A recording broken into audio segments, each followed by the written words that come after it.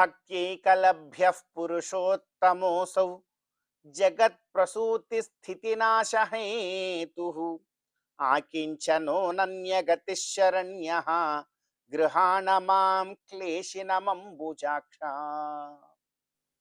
అత్యంత పవిత్రమైనటువంటి ఈ శ్రావణ మాసంలో శుభోదయ వేళలో దేవదేవుడైనటువంటి శ్రీమన్నారాయణుణ్ణి, కలియుగ ప్రత్యక్ష దైవమైనటువంటి శ్రీ వెంకటేశ్వర స్వామి వారిని పరిపరి విధాలుగా శరణాగతి చేస్తూ ఉత్తమమైన ఈ శ్రావణ మాస శుభోదయ సమయాన్ని మనం చరితార్థం చేసుకుంటూ ఉన్నాం. ఈ రోజున శ్రావణ పౌర్ణమి పర్వదినం. శ్రావణ పౌర్ణమి అంటే ఎంతో విశేషమైనటువంటి పర్వదినం. బ్రాహ్మణులందరూ కూడా వేదాధ్యయనం చేస్తున్నటువంటి వారు ఈ రోజున శ్రావణోపాకర్మ అను ఒక ఉత్తమమైనటువంటి కార్యాన్ని ఆచరిస్తారు, ఉపాకర్మ చేస్తారు. ఈ రోజున నూతన యజ్ఞోపవీతాన్ని ధరిస్తారు, చక్కగా హవన కైంకర్యములన్నీ కూడా ఆచరిస్తారు. వారి యొక్క స్వధర్మాన్ని నిలబెట్టుకోవడానికి ఈ రోజున ఉపాకర్మ అను కార్యాన్ని ఆచరిస్తారు. ఇంకా విశేషమైనటువంటిది ఈ రోజున ఏమున్నది అనంటే, ఈ శుభోదయ సమయాన మనం తెలుసుకోవాలి. ఈ రోజున విఖనో మునీంద్రుల వారి యొక్క జయంతి పర్వదినం. సాక్షాత్తు శ్రీ మహావిష్ణువు యొక్క మానస పుత్రులు శ్రీ విఖనో మునీంద్రుల వారు. ఈ లోకాన్నంతటినీ కూడా సృష్టించాలి అని భగవంతుడు ఒక సంకల్పం చేసుకున్న తరువాత ఈ లోకాన్నంతటినీ కూడా సృష్టిస్తే ఈ లోకంలో ఉన్నటువంటి మానవులు ముక్తిని పొందేటువంటి ఒకానొక మార్గాన్ని కూడా నేను నిర్ణయించి చెప్పాలి కదా, వారికి ఎలాంటి మార్గాన్ని నేను ఇవ్వాలి అని అనుకున్నారు. మరి ముక్తి మార్గాన్ని సకల జనులకు ఇవ్వాలి అనంటే ఎలాగా అంటే, వారికి అర్చావతార ఆరాధనా మార్గాన్ని చూపిద్దాము అని భగవంతుడు అనుకొని తానే స్వయంగా అనుకున్నారట. తన మనసులోనే ఆలోచనలతో ఖననము చేశారు. భగవంతుడి యొక్క మనస్సు అంటే ఏమిటండి? వేదము. వేదములో ఉండేటువంటి రహస్యాలన్నింటినీ కూడా ఆలోచించి ఆలోచించి ఆలోచించి సృష్టించబోయేటువంటి ఈ లోకంలో ఉండేటువంటి సకల మానవాళి కూడా మోక్షాన్ని పొందాలి అనంటే వారికి ఏ ఉపాయం ఉంటుంది అని ఖననము చెయ్యగా చెయ్యగా చెయ్యగా ఆ ఖననము నుండి, ఆ ఆలోచన నుండి ఒక మహర్షి పుట్టాడు. అంటే భగవంతుడి యొక్క స్మృతి పథము నుండి పుట్టినటువంటి వాడు, మనోఖననము నుండి పుట్టినటువంటి వాడు కనుక ఖననము నుండి పుట్టాడు. ఖననాజాతః విఖనాః అన్నారు. ఆయన వికనస మహర్షి. ఆ వికనస మహర్షి ఈ శ్రావణ మాసంలో పౌర్ణమి పర్వదినాన ఉదయించారు.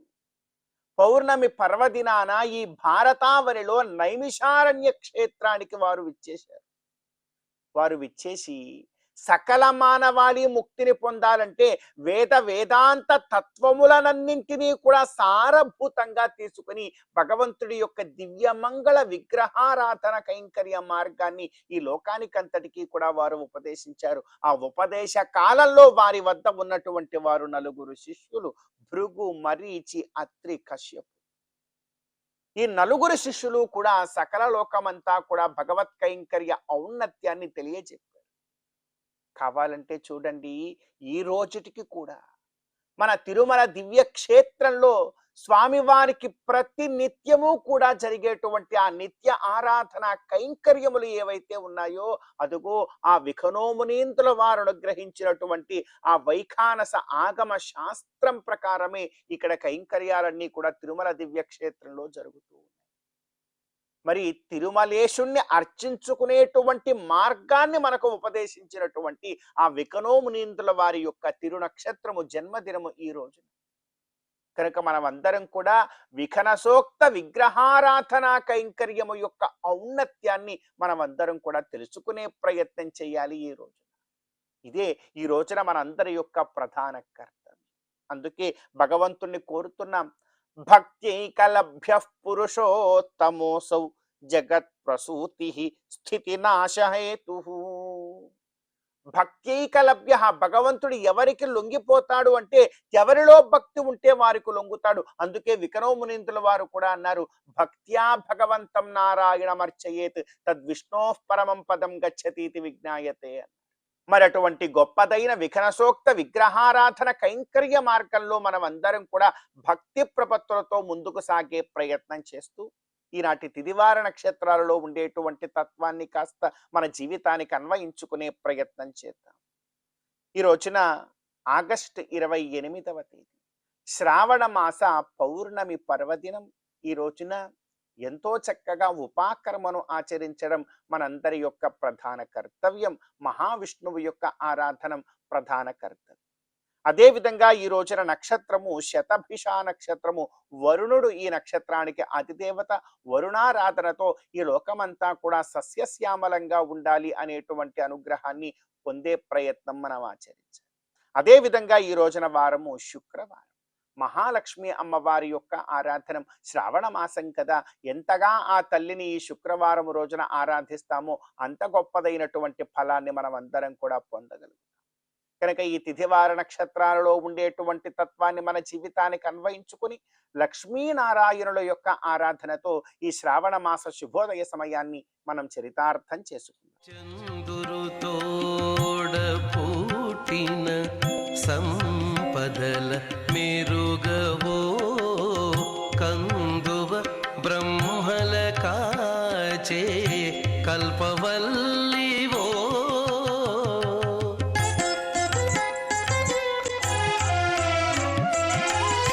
అందిన గోవిందునికి అండనే తోడు నీడై ఉండానవు మా ఇంటనే ఉండవమ్మా అమ్మా. జయలక్ష్మి వరలక్ష్మి సంగ్రామ వీరలక్ష్మి ప్రియురాలవై హరికి బెరసితివమ్మా.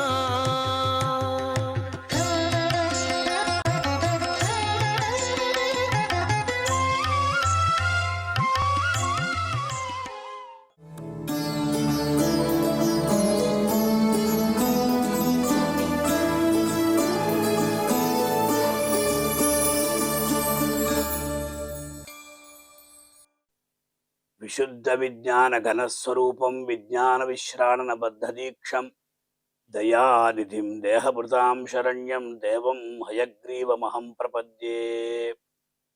ప్రియ భాగవతోత్తములారా, ఈ శుభోదయం వేళ శ్రీవారభిమనే కార్యక్రమంలో మనం ఈనాడు హయగ్రీవ స్వామి వారి యొక్క వైభవాన్ని తెలుసుకునే ప్రయత్నం చేద్దాం.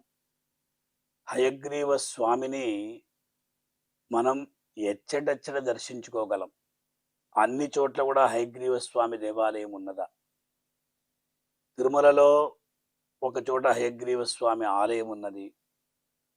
అది దేవాలయానికి సంబంధించినది కాకపోయినా కూడా తిరుమలలో ఆనాడు ఈ ఆలయాన్ని మాడవీధిలో ప్రతిష్ఠించారు.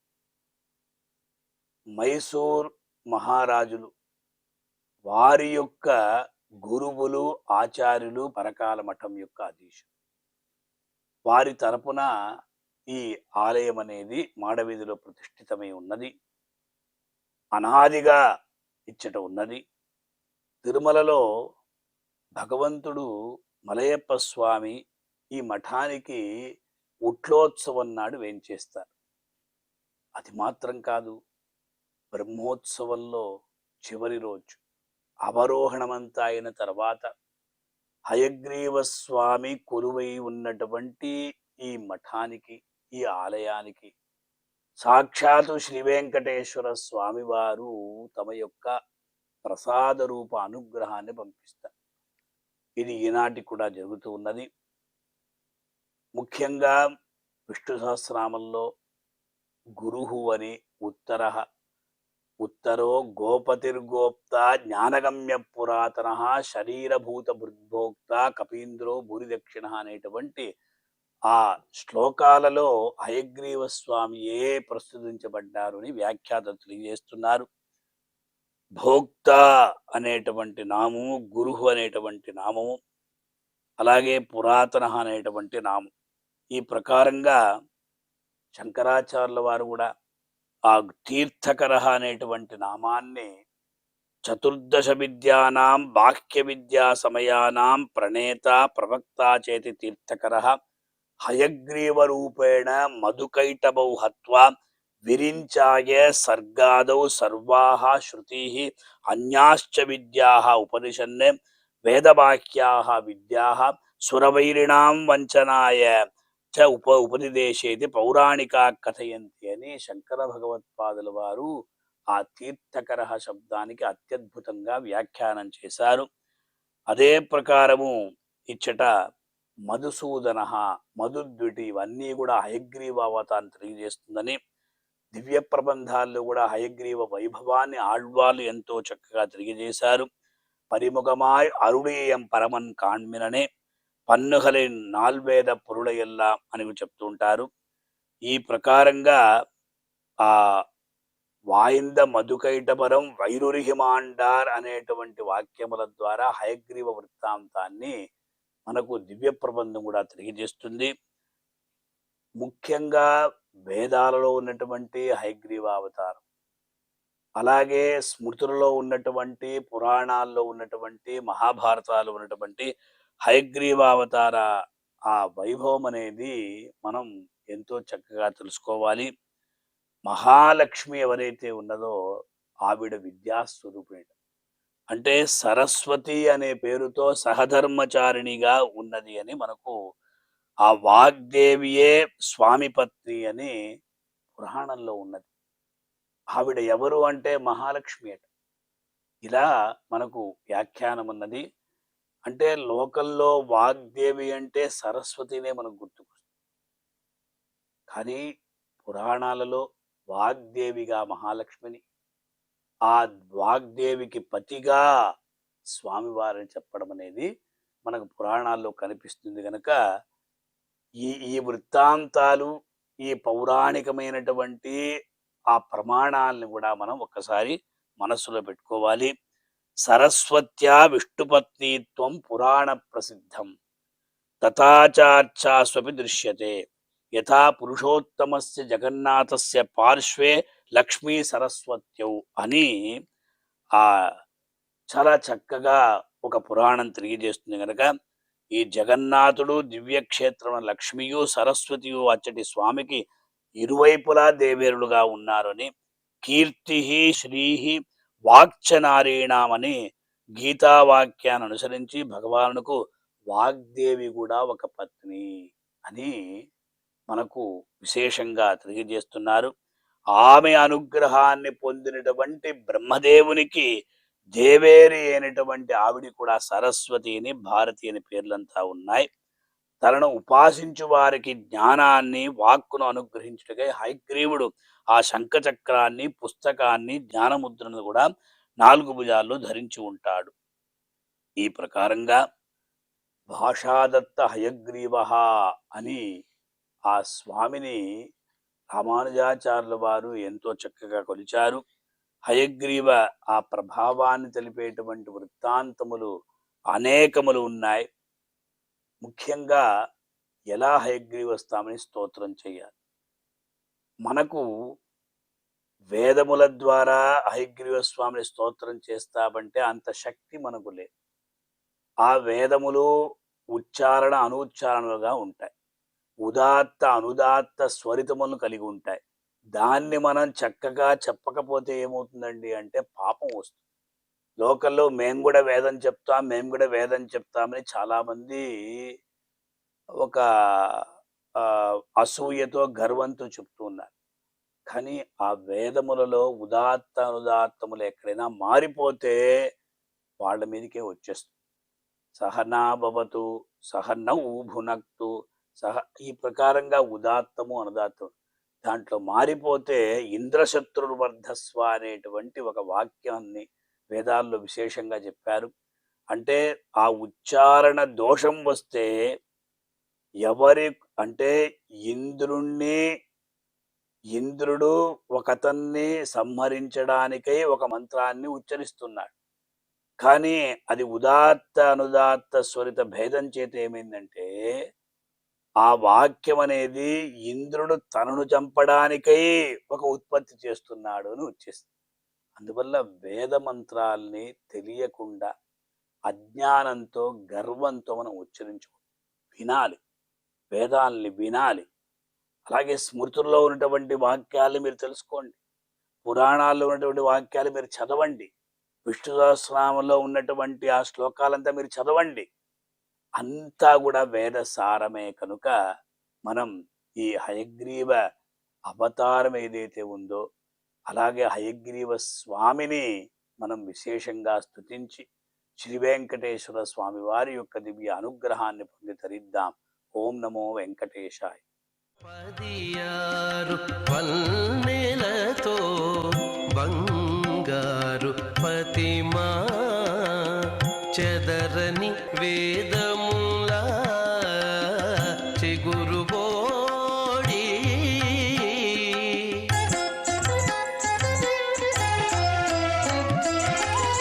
ఎదుట శ్రీ వెంకటేశు నిల్లాలవై నీవు నిధుల నిలిచే తల్లి నీవారమౌమా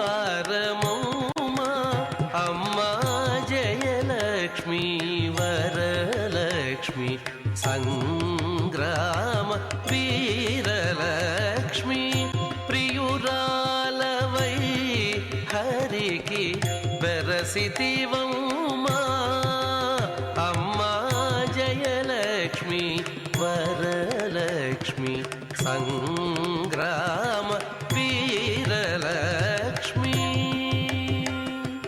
వరలక్ష్మి జయలక్ష్మి.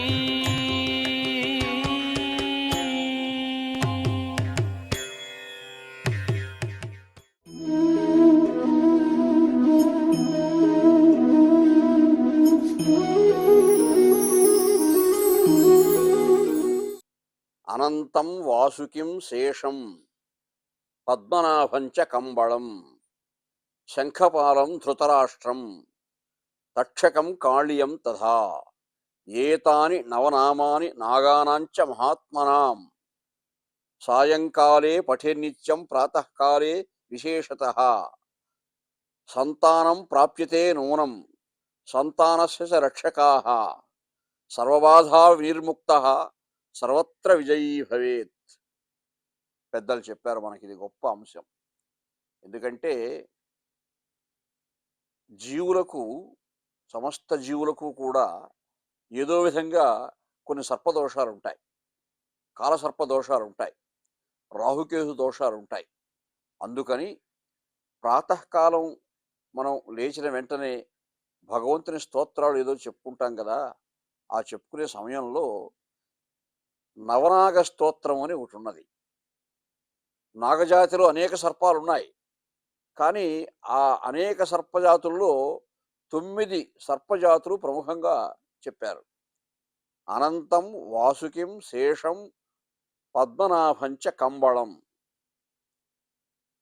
శంఖపాలం ధృతరాష్ట్రం తక్షకం కాళియం తథా. ఈ 9 ఏతాని నవనామాని నాగానాంచ మహాత్మనాం, నాగజాతిలో మహాత్ములైనటువంటి ఈ సర్పరాజులను స్మరించడం చేత ఆయా స్మరించే జీవులకు సంరక్షణ కలుగుతూ ఉంది, వారి సంతానానికి కూడా సంతానస్య చ రక్షకాః కలుగుతూ ఉంది. సర్వబాధ వినుర్ముఖ సాయంకాలే పఠేన్నిత్యం, సాయంకాలం చదువుకోవచ్చు. ప్రాతకాలం విశేషతః, ప్రాతకాలంలో విశేషమైన ఫలితాన్ని ఇస్తుంది ఇవి అనుసంధానం చేసుకోవడం వల్ల. సర్వబాధ వినిర్ముక్తః సర్వత్ర విజయీ భవేత్.